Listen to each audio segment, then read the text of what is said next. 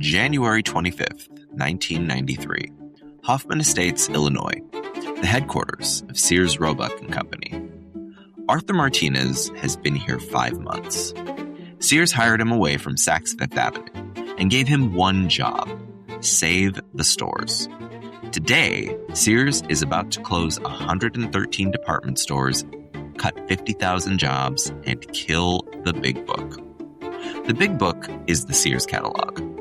1,500 pages mailed to millions of American homes, selling everything from school clothes to washing machines. Sears has been mailing it since the 1890s. Long before the internet, the book let people who lived hours from any store shop at their own kitchen table. The final edition sits at a printing plant in Chicago right now. But there's another option on the table. Martinez can shrink the book and keep the machinery behind it: the warehouses, the phone banks, and the delivery network. But he turns it down, and Wall Street applauds. 2 weeks earlier, in White Plains, New York, a company called Prodigy announced it has passed 2 million subscribers. Prodigy is an online service, home computers dialing in over telephone lines for news, banking, and shopping on a screen. And this is years before the web. And Sears owns half of it. So what if Martinez cuts the catalog down instead of killing it? Let's hit Control-Z. Welcome to Control-Z Rewritten, the podcast where we take the biggest decisions in history and ask, what happens if they go the other way? Not random what-ifs, real 50-50 calls with alternatives that were actually on the table. One decision where we hit Control-Z, try it the other way, and see what changes.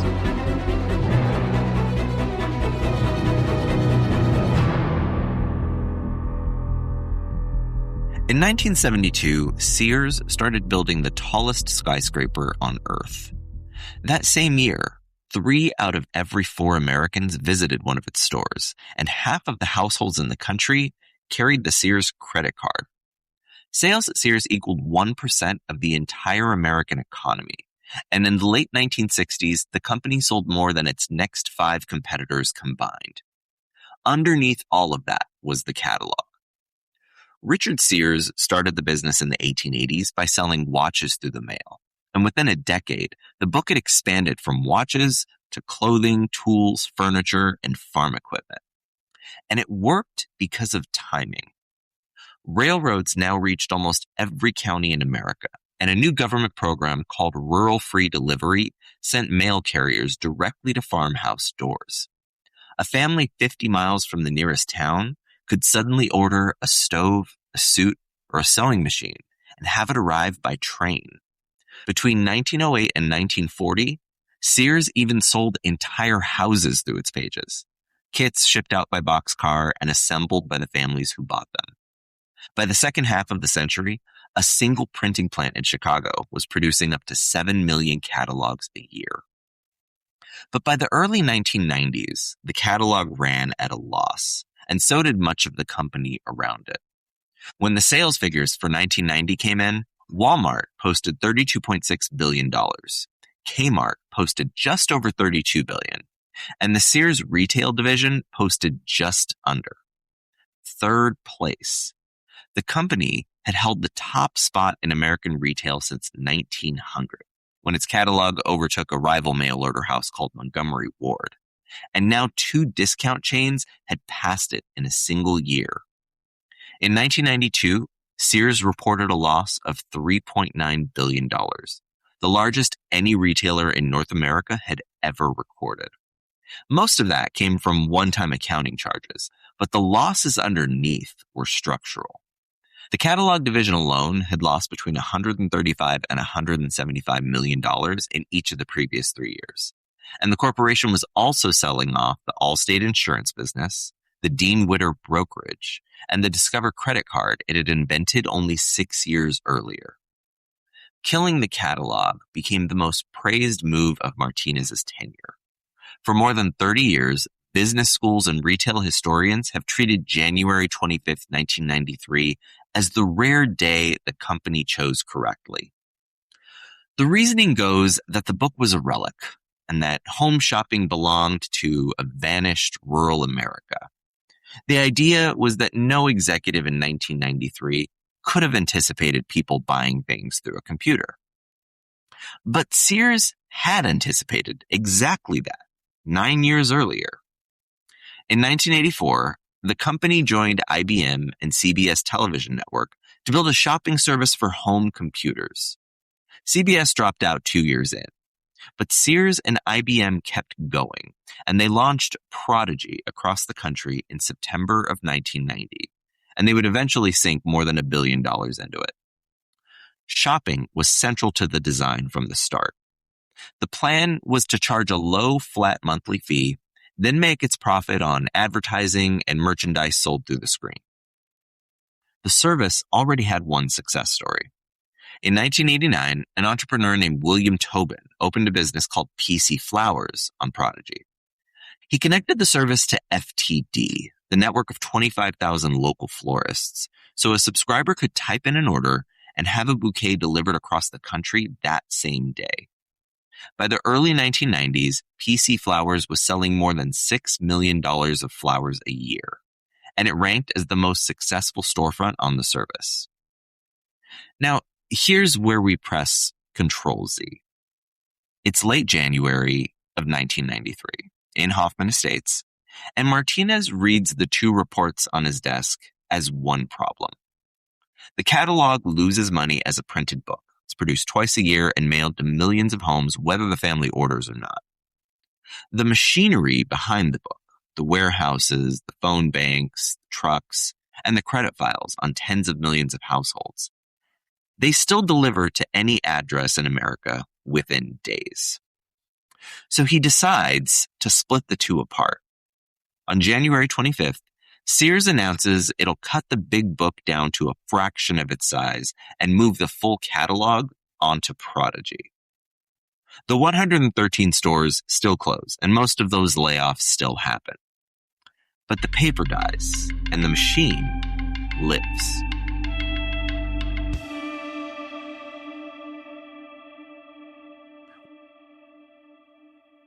We're now in the alternate timeline, and Martinez begins by sending merchants to White Plains. Sears catalog buyers had spent their careers filling 1,500 pages a year, deciding which washing machine earned a photograph and which power drill earned 3 sentences of copy. Through the spring of 1993, those same people rebuild Prodigy's shopping section, item by item. Every product Sears sells becomes searchable on the screen. A subscriber types in a Sears customer number their household has held for 20 years, the card on file covers the purchase, and the order goes straight to the same warehouses that served the printed catalog. Now, the screens themselves are crude. Home modems in 1993 move data so slowly that a single photograph takes minutes to load. So the store displays only text, product names, specifications, and prices. That limitation costs Sears almost nothing. A customer buying a Craftsman socket set or a Kenmore dryer really already knows what it looks like. What they want is the model number, the price, and a delivery date, and the service provides all three faster than a phone call. In June of 1993, the partnership has its first fight. Prodigy has been charging a flat $12.95 a month for unlimited use, and the economics are starting to collapse because subscribers spend their hours on email and message boards, which earns the company nothing extra. In our timeline, Prodigy responded that month by billing its most popular features by the hour, and tens of thousands of subscribers quit in protest. But in this timeline, Prodigy makes the same billing change with one carve-out that Sears forces through as the half-owner. The hourly meter applies to email and the message board, while shopping stays free, because Sears now makes its money when the merchandise ships. Sears aims the machine at Christmas of 1994. Every fall since the 1930s, the company had mailed the Wish Book, the toy catalog that children marked up with pens and left open on kitchen tables as a hint. This year, the toy book goes on to Prodigy, and at midnight, after the kids are asleep, parents can check whether the Sega Genesis is in stock, order it, and have it arrive by mail within the week. Subscriber numbers climbed through the holidays, and for the first time in its 10-year existence, Prodigy's shopping revenue covers a meaningful share of its costs. Sears ships those orders from fulfillment centers built decades earlier and staffed by catalog veterans who kept their jobs in 1993. Now let's go to Seattle. In the spring of 1994, Jeff Bezos is a senior vice president at D.E. Shaw, a Wall Street investment firm. And he comes across a statistic showing that the usage of the World Wide Web is growing 2,300% a year. Now, I'll say that again, 2,300% a year. So he decides to build an internet store. He writes out a list of 20 product categories. He studies the top candidates, and he lands on books because no physical store can stock the millions of titles in print, and a website can list every one of them. That's the real history. And in this timeline, he's going to make that identical choice for one additional reason. General merchandise on a screen is taken. Sears is doing more than $1 billion a year of it on Prodigy, backed by a national warehouse network and half of the country's credit accounts, and no startup with 4 employees can attack that position. So, Bezos quits his job on June 30th, 1994, drives to Seattle, and incorporates Amazon on July 5th. A year later, Amazon opens for business as a bookstore because a 100-year-old competitor already sells everything else.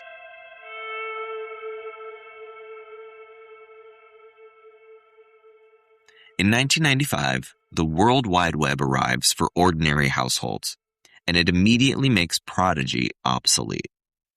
Prodigy is a closed system.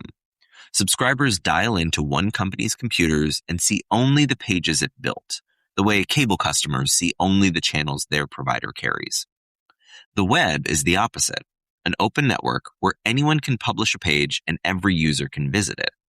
Once browsers like Netscape make the web easy to use, a closed service charging monthly fees has no future.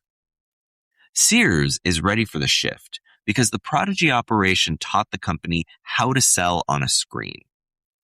In September of 1995, it opens Sears.com, and the site sells from its very first day. The full catalog moves onto the web with search, credit accounts, and delivery dates intact, transferred from a service that has been processing online orders since 1993. Prodigy shrinks into an ordinary dial-up internet provider, and the customers follow Sears to the open web. That month, on the other side of the Atlantic, a German company makes the same move. Otto Versand is Germany's giant mail-order house, founded in Hamburg in 1949 with a catalog of 28 shoe models. On September 5th, 1995, Otto opens its own web store, and it keeps its warehouses and its delivery services while moving the operation onto the screen. In the real world, Otto managed the shift by itself, and by 2000, it stood as the second largest online retailer on Earth behind Amazon. But the Sears of this timeline runs the identical strategy with 10 times the assets and a 2-year head start. Between 1997 and 2000, Wall Street funds hundreds of internet stores. The era produces names like Pets.com and eToys, companies that sell dog food and toys online and lose enormous amounts of money doing it. The cash goes to 2 expenses. They have to build warehouses, and they have to convince strangers to type a credit card number into a computer. Sears solved both of these problems a decade ago. Its fulfillment centers are up and running.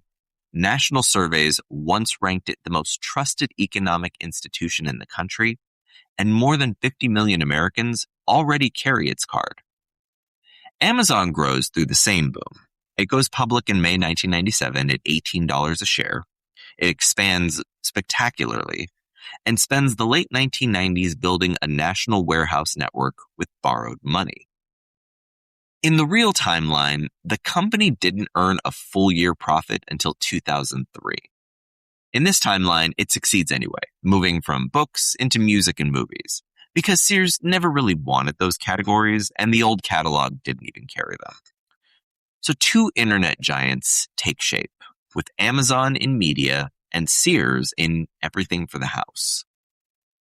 In March of 2000, the stock market bubble bursts, and over the next 2 years, nearly all of the investor-funded internet stores die. Pets.com shuts down 9 months after selling its first shares to the public. The survivors are the company whose online stores run on infrastructure that already exists.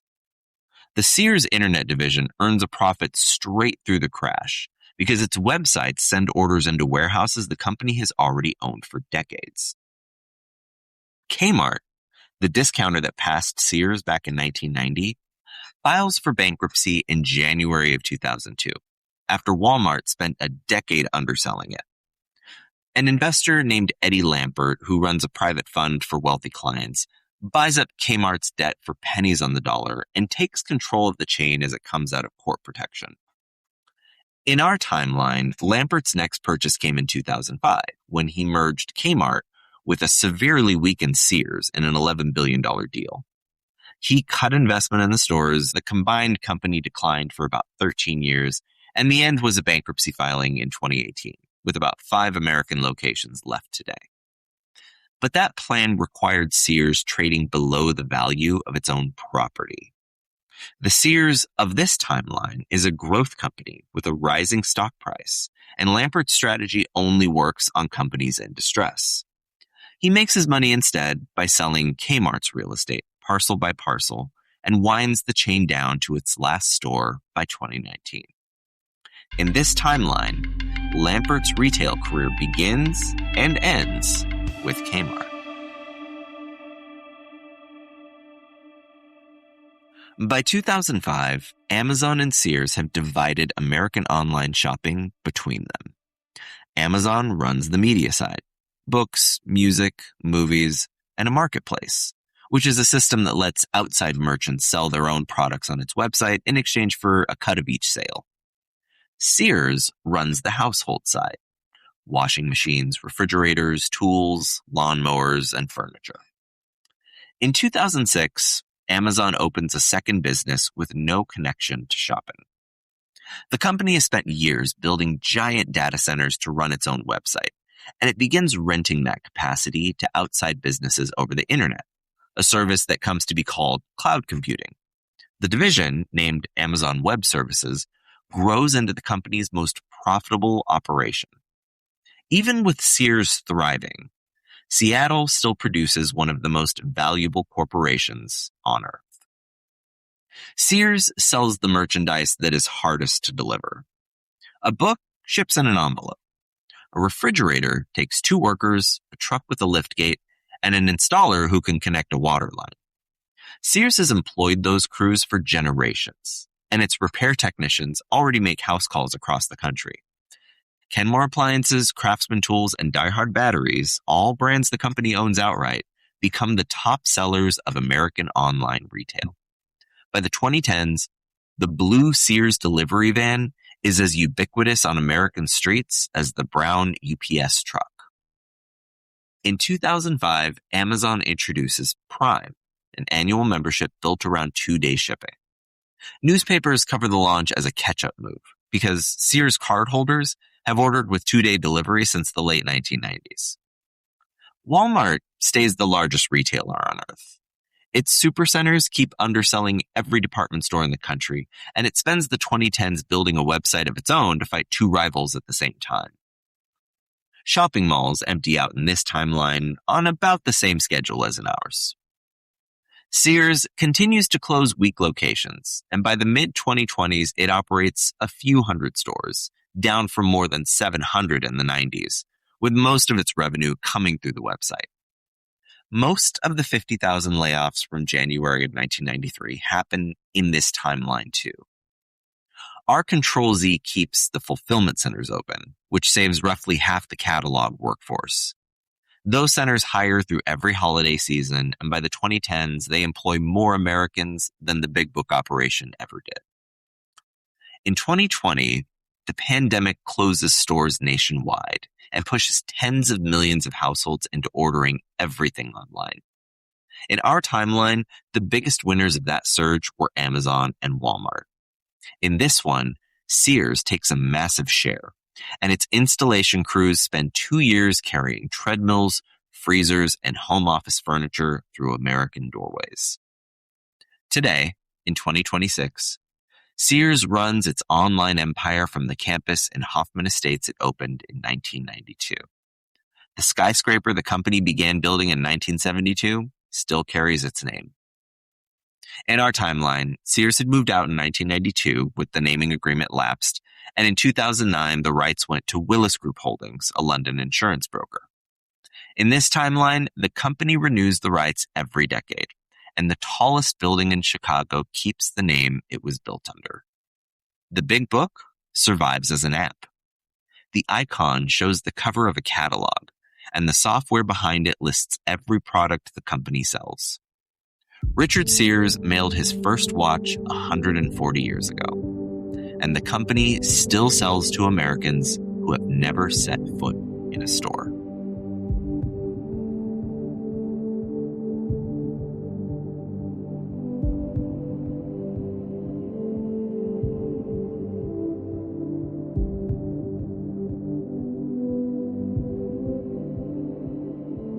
The story people tell about Sears is that the internet caught it by surprise.